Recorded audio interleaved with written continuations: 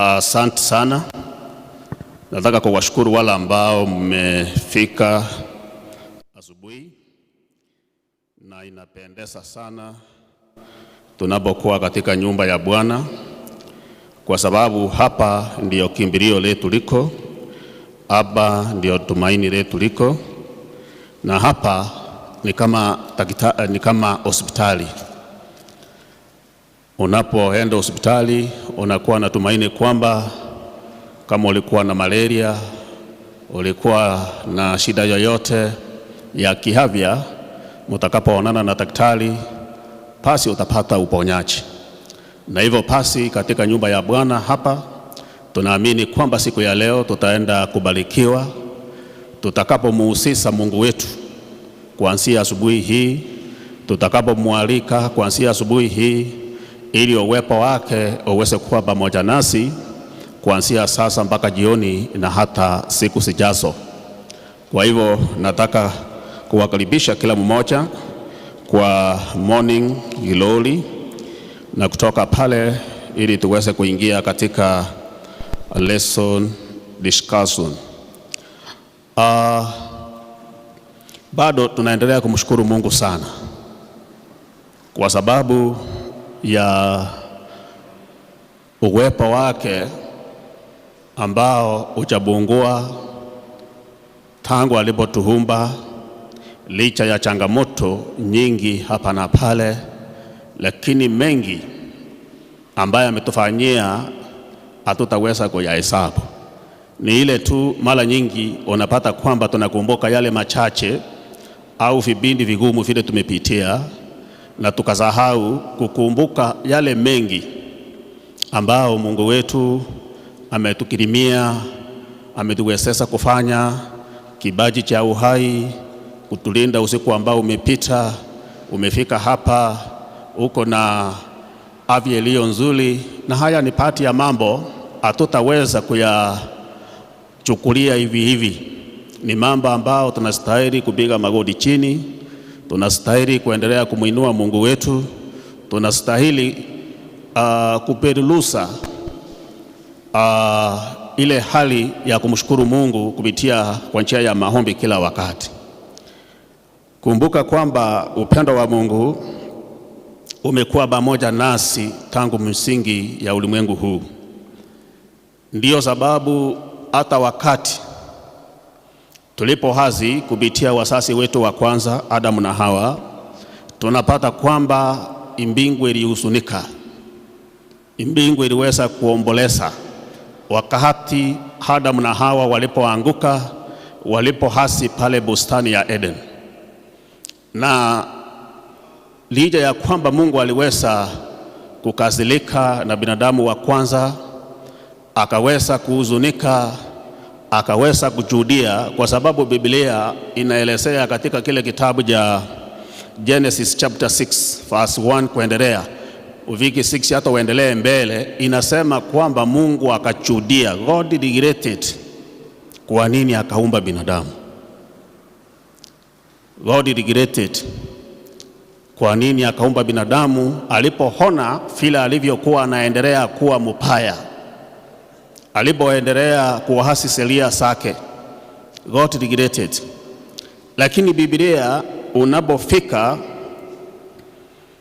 katika kitabu cha Zaburi 30 fungu la 5, ni fungu ninalopenda kulisoma, Psalms chapter 30 verse 5, inasema, for his anger is but for a moment, his favor is for life. Weeping may endure for a night, but joy comes in the morning. Kwamba hasira yake Mungu sio ya milele, lakini ilikuwa ya muda tu mfupi. Hasira ya Mungu sio kama ya binadamu. Wakati mwingine ataweza kukuchukia na akuchukie hata wakati mnatawatana miguu wakati wa Pasaka, lakini unapata kwamba baada anakuchukia. Mungu hayuko katika hali hiyo. inasemekana kwamba for his hunger is but for a moment. I wish sisi sote tungekuwa kama Mungu, kwamba hasira yake sio ya milele. Na kwa sababu hiyo Biblia inasema kwamba hasira yake sio ya milele, lakini ya muda mfupi tu, na kipaji chake isiveva, kipaji chake ni cha maisha. Na tena Mungu akaweza kukuwa na kikao pale mbinguni pamoja na Yesu na malaika, na wakawa na mpango wa kuokoa binadamu. Na hivyo basi ndio tunapata kwamba baada ya hasira ile ya binadamu wa kwanza kuanguka, baada ya Mungu kukasirika,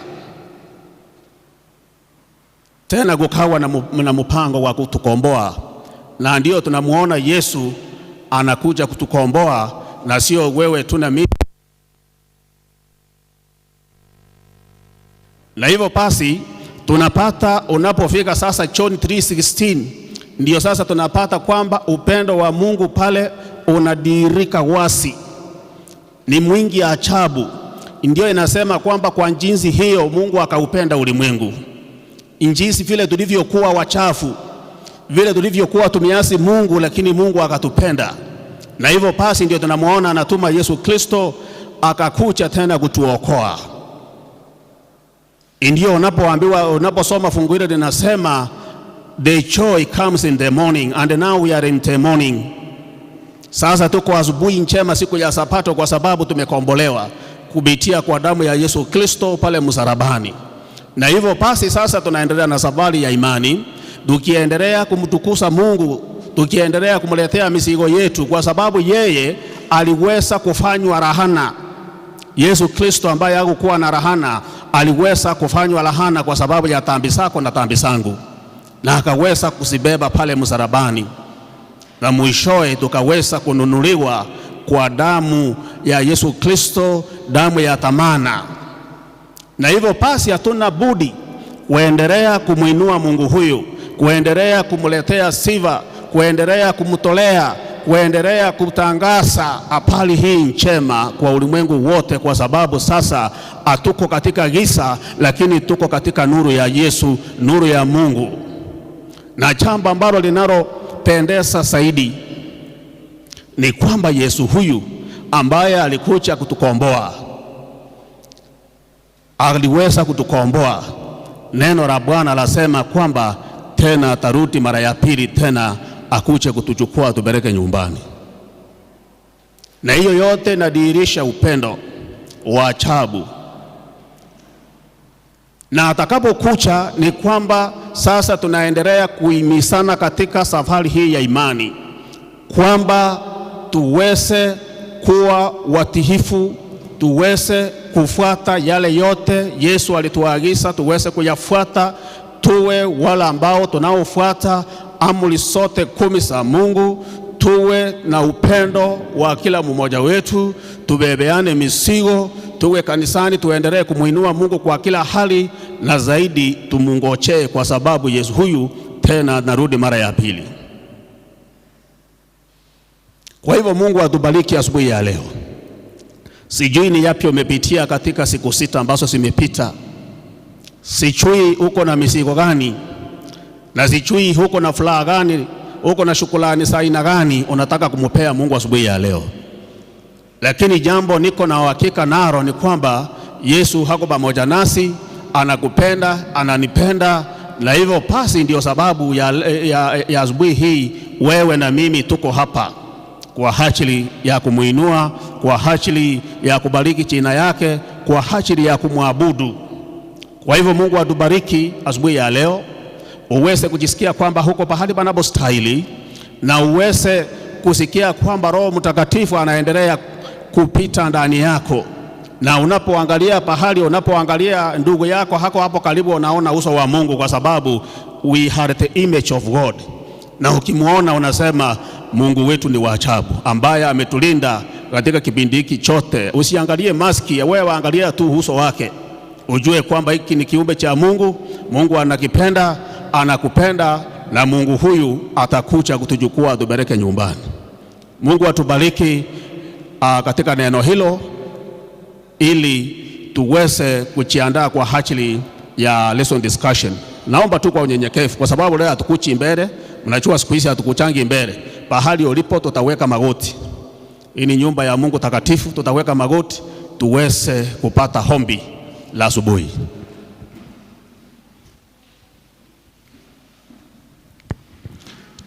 Tuamini na tuombe. Mtakatifu, mtakatifu, mtakatifu, Papa na Mungu wetu wa milele, muumbaji mbingu na nchi na vyote vilivyomo, uliyekuwepo, ulioko na utakayekuwa milele yote, sifa na utukufu ni zako, Mungu wetu na Baba wetu milele. Asanti kwa vile Bwana umetulinda siku 6 ambazo zimepita. Asanti zaidi kwa sababu hata wakati tulipohasi na tukachukisa mbingu na wewe mwenyewe, asila yako Bwana haikukuwa ya milele, lakini ilikuwa ya muda tu. Na hivyo basi kupitia mwanao Yesu Kristo umeweza kutukomboa tena. Sasa tuko huru na tuko safari ya kukucha mbinguni tunapokusubiri ukuje kutuchukua. Tusamee makosa na dhambi zetu, tutakase, na zaidi Bwana utubebe yaliyo mazito ambao tunaona kwamba hatuyawezi kama binadamu.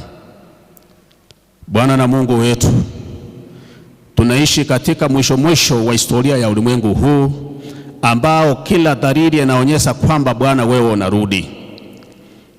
Tuko na uoga, hatuna ujasiri kwa sababu ya dhambi, kwa sababu ya magonjwa, kwa sababu ya mambo mengi. Lakini tunapoangalia msalaba tunapata tena tumaini, kwa sababu Bwana wewe yu hai na huko katika kiti cha enzi. Tube ujasiri, tuchase na Roho Mtakatifu, zaidi uwepo wako uweze kuwa ndani ya kila mmoja wetu na uweze kuwa katika kanisa hili. Na saa mipangilio yote ya siku ya leo ninaikabidhi mikononi mwako. Kwa pamoja nasi yale sijaomba, Roho Mtakatifu atuombee, na ni katika jina la Yesu nimeomba na hata kuamini. Amen.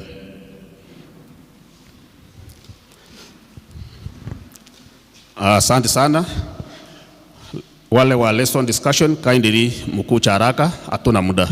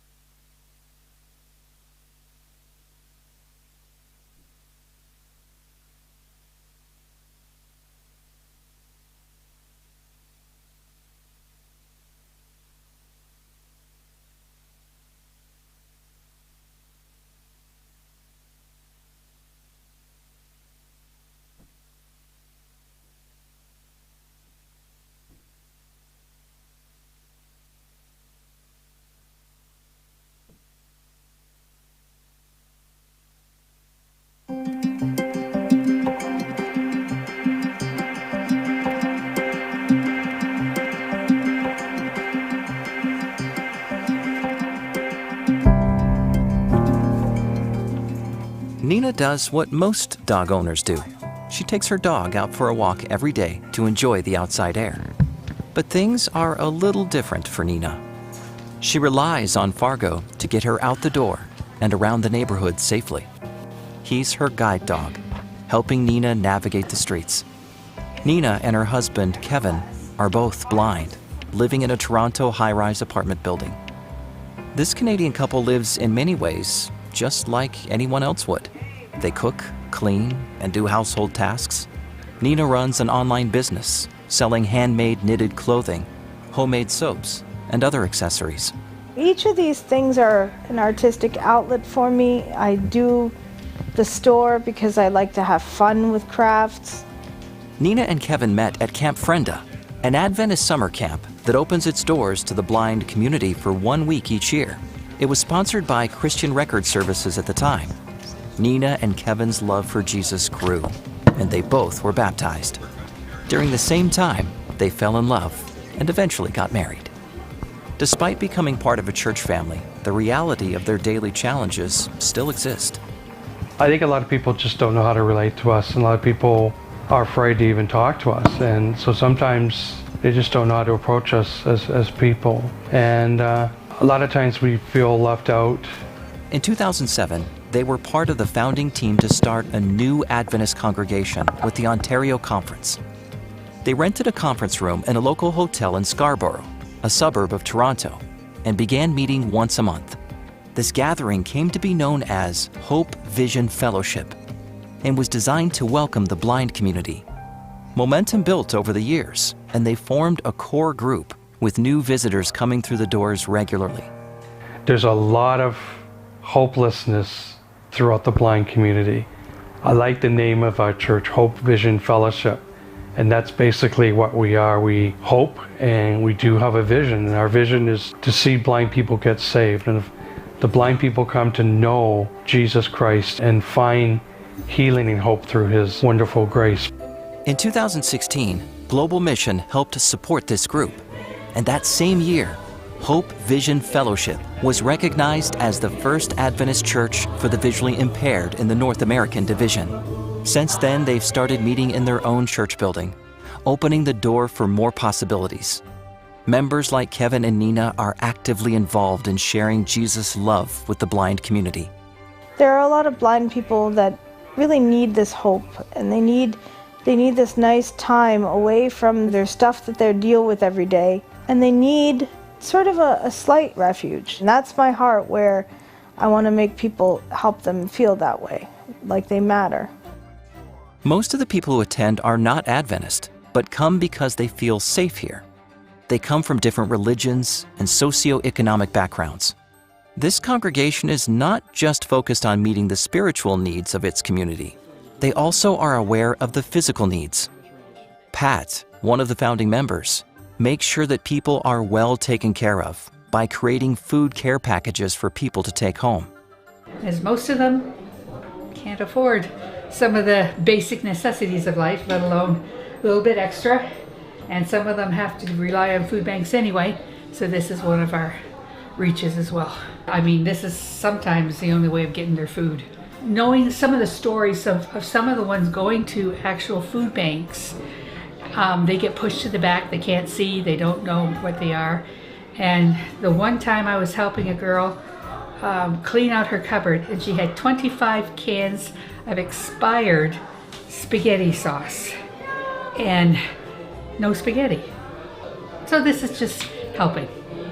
Thanks to your prayers and contribution to Global Mission, churches like this are planted in new areas and among unreached people groups. I want to thank God from the bottom of my heart for the Adventist Church. It was through the Adventist Church that I found Jesus. It was through the Adventist Church that I experienced His love. And it's through the Adventist Church's help into the man that I am today. Thank you for supporting Global Mission.